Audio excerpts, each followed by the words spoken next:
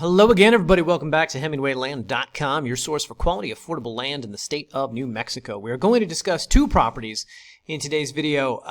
These are recent acquisitions that I really like. These are in McKinley County, and we're putting both of these properties into one video because they are, number one, adjacent.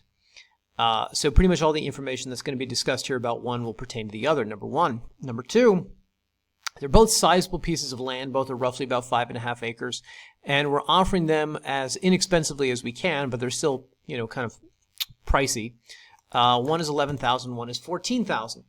Of course, we will sell both of them for a reduced price of $20,000. But the point here is to open up the buyer pool a little bit more and afford more opportunity here for those of you who are interested in this.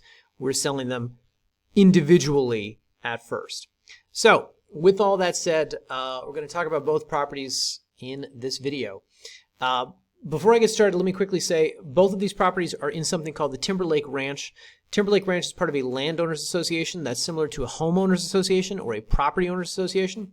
So if you are one of these delightful people who calls me on the phone, doesn't say hello, and starts the conversation with, I want to buy property where nobody can tell me what I can and cannot do. If you're one of those people, you should turn the video off right now. If, however, you are interested in buying land in a really picturesque, beautiful part of New Mexico, where you can build a home, a second home, a summer home, a retirement home, some sort of mini ranch type of thing, and you want to make sure that there's an organization that's protecting your investment, want to make sure that nobody parks a meth lab, in the lot next door to you, that there's some organization out there that's kind of, managing that, then this is the ideal property for you. Additionally, if you own horses, I should say this is also very nice. There's a lot of equestrian easements throughout this region. Blah, blah, blah. Anyway, the point is it's pretty, it's picturesque, and we have not one but two of them. So, this is property MKM 1369B. We also have A. B is 5.6 acres. As noted earlier, these are in McKinley County, in the Timberlake Ranch subdivision. The B property is priced at $11,000. The A property over here is priced at $14,000. And just to quickly mention, the disparity in price is because, I'm going to bring this up on a plat map and show you guys. So the B property is shaped like this. It's got a little bit of road frontage here off of Sagebrush Road, but the A property is this one. Hang on. See, helpful arrow. The A property is this one. It's got much more road frontage. It's a corner lot, etc. So they're both basically the same size, 5.6, 5.8 acres respectively. But because of the kind of odd shape of this lot, the less road frontage, I guess, we're selling this one for a scooch more. Anyway, as noted, $11,000, $14,000. If you want to buy both of them, $20,000. We're going to take $5,000 off that for you. Anywho, I'm going to bring this up on a map. Before I do, I just want to quickly say, aside from the photo gallery down here, we're going to have a drone video at the bottom of this page. If you want to get a better sense of the property, the terrain, the surroundings, of course, the photo gallery is going to be an excellent resource, but the drone video is going to be even more helpful. That'll be uploaded after I finish my shuck and jive here in this video. So, all right, guys, let's get to it. As with all of our listing pages, come here, click the GPS coordinates on any one of them, and we'll bring the property up on the Google Maps. So, let's talk about the area that this is in first. Hang on. So we're up here in northwest New Mexico, just north of the Cibola County line in McKinley County, is this subdivision called Timberlake Ranch. Timberlake Ranch actually straddles both Cibola and McKinley County. You're right here close to the Arizona border. You're up here close to Gallup, to Ramah, to Grants, New Mexico, etc. That's where this is. But the subdivision kind of straddles all of these areas. It's a very large area. This quote-unquote ranch is about 7,000 acres. And the specific property is located over here in McKinley Units 1 to 10, specifically McKinley Unit 8. That is important and noteworthy, but I'll get back to that later in the video. Anyway, as noted, this is part of a landowners association, so it's one of these areas where they work very hard to make sure that the area is kept pristine and that it maintains some of the natural beauty with which they inherited the property. So you have things out here like the Timberlake Ranch Fire Department very close by. Make sure they protect you from wildfires. Make sure they protect all the homeowners and all their property from wildfires, things like that. Additionally, I should also mention this property sits really just on the cusp of the Cibola National Forest. So it's a densely wooded forested area out here with a lot of wildlife and a lot of pretty scenery, etc. And an organization like this makes sure that the land is left the way that they found it, and that nobody builds super Walmart out here at the base of the forest. Additionally, I should also mention you are in very close proximity. This is about 2.5 miles from the Ramah Lake over here. Ramah Lake, of course, is going to be a good opportunity for fishing, for boating, for relaxation. This is not like Elephant Butte. This is not like Navajo Marina, where they have jet skis and party boat rentals and things like that. But obviously, there's a lot of good opportunity out here for, as noted, fishing, boating, relaxation, etc. Now, for the record, let me just hop on the listing page here and show you guys a couple things. So, number one, photo gallery down here. This is one of the most instructive photos that we have. So this is Sagebrush Road right here, and this is Oak Road. Both of these properties sit along Sagebrush. The A property, of course, has frontage along Oak as well. But this will give you a sense of what all the property is like out here, number one. Number two, it'll also situate you if you want to sort of look at the photos that way. Number two, let me just walk you through this area. First of all, this is the entrance to Timberlake Ranch. You've got paved roads out here, and then you've got these well-maintained dirt gravel roads out to the property. So access in any vehicle type is going to be very easy for you. Here's the local post office. This is the corner of Sagebrush and Oak, out here where the properties are specifically. This is another view of that. Notable here in this picture, what you're going to see are stakes in the ground. All of these properties have been staked out. So here's another one. So, for instance, we'll buy a lot of properties where, they were surveyed at some point in the 20th century, and there may be pins, there may be stakes out there, but we always tell our buyers we can't guarantee that they're out there or that you'll be able to find them. In this one, they are out there, clearly marked, and you can find them. So the point is, you buy this land out here, you're not going to have to worry about the additional expense of a survey. Get somebody out there to tell you exactly where your property starts and ends. You're going to have these, posts sticking out of the ground. Additionally, buried cable, underground utilities. Underground utilities in the area. And you also have markers like this. This is for the A property. It's block 21, lot 17. But the point is, there's things sticking out of the ground demarcating where your land is, where somebody else's land is, etc. And of course, there are power lines on the property. Quick thing I just want to show you guys. If you go back here to the map and you zoom in on the property, you're not going to see power lines along the road here. They're not located here. They're located on the back end of the property. If we zoom in a little bit further, you can see on both properties, power line, power line, power line, blah, blah, blah. So the point is, they are there. They're on the back end of the property. Let's go back to the photo gallery for a second.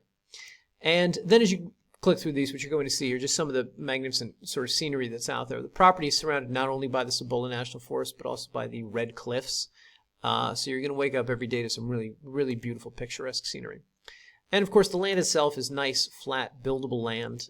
You're not going to come in here and have to worry about too much grading to build on the property. These are not too hilly, not too rocky, the terrain. These are, nice lots that you can easily build on. As noted earlier, there are equestrian easements all throughout the area. So if you have horses, this is an excellent horse property. You're going to have, these 7,000 acres to explore on horseback. So all nice advantages to these lots, etc. I will let you, the viewer, click through these photos on your own at your leisure time, etc. I'm going to talk about some more things here specific to the property. So, as noted, this is part of the Timberlake Ranch Landowners Association. Now, we actually have links to both the Landowners Association and to their Facebook page here. Click either one of these. It's going to bring up those respective websites here. And it's going to provide you an excellent resource here where you can do some research, you can do some reading up on exactly how things work out there, things you want to be aware of. These are the type of properties obviously can be used for camping, for just, I'm going to visit in the summer and camp for 3 months. You could use it for that. But if you're the type of person who's going to build out there and you want to know about the 7 million things you need to know if you're going to build a house somewhere, this is going to be an excellent resource. Obviously, you can reach out to these people. There's contact information here. There's also a lot that you can read on this website itself. Or, as noted, you can reach out to the Facebook community of people who actually live in Timberlake Ranch, and you can just sort of ask these questions and get, real answers from some of your future neighbors, etc. Whatever the case, in these videos, we usually talk about zoning. Now, just so you guys know, McKinley County, there's no formal zoning designation for this area. In this area, the Landowners Association sort of takes precedence with all the rules that they've created. Those rules are called covenants and restrictions. And we have, if you click this right here, it's going to bring up this PDF. This is a list of all the covenants and all the restrictions that govern the land within these 7,000 acres. Now, you'll recall earlier I mentioned that this is in McKinley units 1 through 10.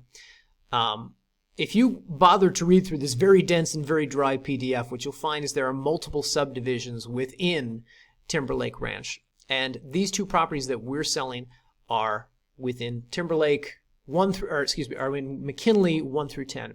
So the subdivisions are separated between Cibola County, McKinley County, and then within each of those counties there's different subdivisions within the subdivisions. So the point is this is McKinley units 1 through 10. If you want to bother to read that document, we have it linked here as well. But you're looking for all the rules that apply to those properties. Whatever the case, in the interest of making this easier, I know what questions you guys are going to call me and ask. So we have the Timberlake Ranch Covenants and Restrictions Cliff Notes here, just yet another service we provide here at HemingwayLand.com, where I have read through this and I've simplified this and I've written these out as to, basically what it says in here. So let's go through these. So first off, residential good, commercial bad. This one's pretty straightforward, but basically they don't want you coming out there and using the land for some sort of commercial purposes.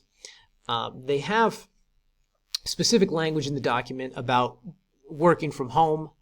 Obviously, if you're a writer or if you do what I do and you work from home and you work off a computer all day, that's not going to be a problem. If you run a mechanic shop out of your garage and you're making that noise all day, then that would probably be a problem. So just residential good, commercial bad, something to keep in mind.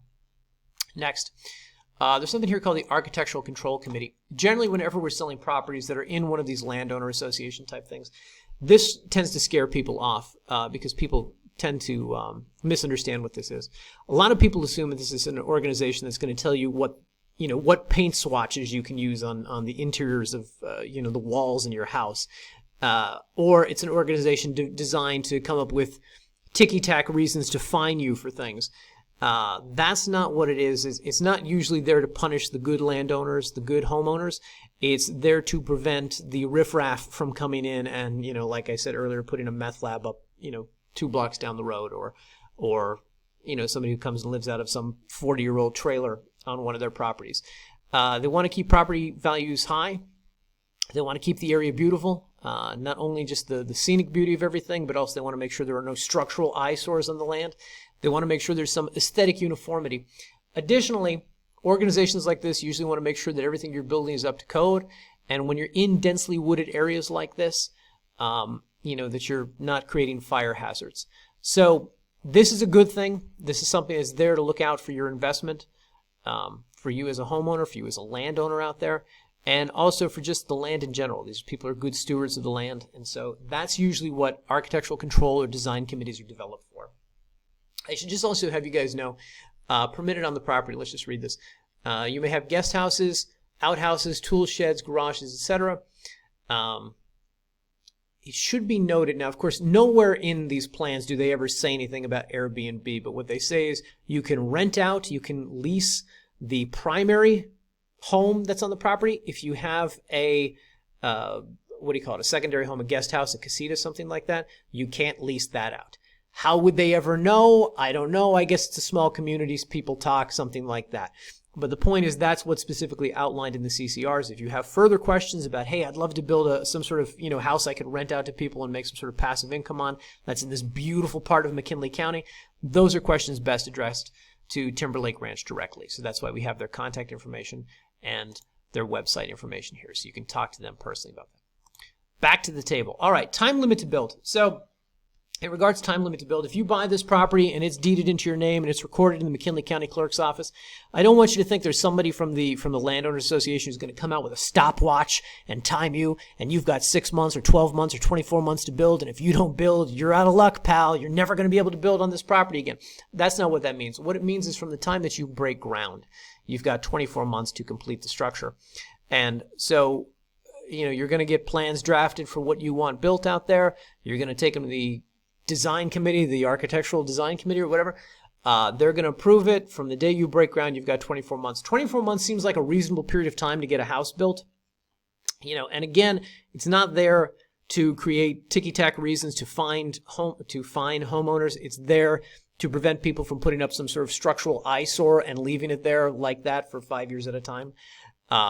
So they want to make sure that that it's done in a timely manner. As they there's some funny legal language in their CCRs that I just find humorous, which is that they want construction diligently prosecuted, quote unquote. By the way, what happens in month 25? Do you get a fine, or does somebody come out and give you a stern talking to? I don't know. It doesn't say that. So that's another question you might want to address to them directly if this is something you want to do. In regards to RVs, mobile homes, and yurts, they have a number of things in there, within the CCRs that I'd encourage you to read. Basically, all are acceptable as temporary living structures. So if you're going to go out there and camp for 3 months and you want to take your RV, your mobile home, you want to put up a yurt, the world's most beautiful yurt for 3 months, 6 months, whatever, you can do that. But the day that you say, hey, this is where I want to live out of my RV, then they're going to have a problem with it. Additionally, when it comes to mobile and modular homes, from what I got from reading the CCRs, and again, I tell you should seek clarification on this, you can live out of a modular home, a mobile home, modular home, as long as it has a permanent foundation, number one, and number two, as long as it was built, quote, in the last 10 years, came out of the factory in the last 10 years. That's, I think, what it says in the CCRs, if memory serves. But it sounds to me like it's more like they want something that they know is up to code type of thing. So if you want to go camp out for 3 months in a mobile home that's not up to code, that's acceptable. But the day you say, hey, I want to live out of this thing, that's when they're going to want to talk to you about it. Tiny homes. Obviously, we always get these questions about tiny homes. The CCRs were written prior to a time where tiny homes were fashionable. That being said, they do have something in there that says a minimum of 600 square feet is required for any sort of living structure, and that structure needs to have a permanent foundation. So 600 sounds pretty tiny to me. If you want to build a 610 square foot something other, as long as it's got a permanent foundation, my guess is it'll work. Or if you want to do some sort of unconventional, quote unquote unconventional residence, like a shipping container home or something, as long as it meets those square footage requirements and as long as it's up to code by other, New Mexico building standards, it will probably work. Though again, it's a good question for the Timberlake Ranch Landowners Association directly. Livestock. If you own horses, that's fantastic. As noted, there's a lot of equestrian easements out there. But livestock, as far as cows, as far as pigs, as far as whatever else we call livestock, acceptable if you have a permanent residence, unacceptable if you don't. Additionally, there's no hunting allowed out there. If you want to go build a house and then shoot deer from your back porch, you're not going to be able to do that. Though I will remind you, Cibola National Forest, very close by, so you're going to have easy access to hunting of deer or turkey or whatever else is out there, but just not within the confines of Timberlake Ranch. Additionally, because it's in this wooded area, they want to prevent fireworks. They want to prevent, knuckleheads from setting fire to trees that then take out 3,000 acres of land. So no fireworks. Fireworks are not allowed. And additionally, the properties are not allowed to be used just for storage, and you can't subdivide them. Blah, blah, blah. Anywho, with all that said, I just want to point out some final things that we have here on the table as far as research goes. This is the number for the local power company. If you want to call them, you want to talk about what it's going to cost to get hooked up. This is the entity that services this region. Additionally, the local gas company, etc. And in regards to wells, I should mention there are a number of people living out there in Timberlake Ranch who have wells. The water table depth is easily accessible. That being said, if you want to do some research on that, we have this little write-up up here.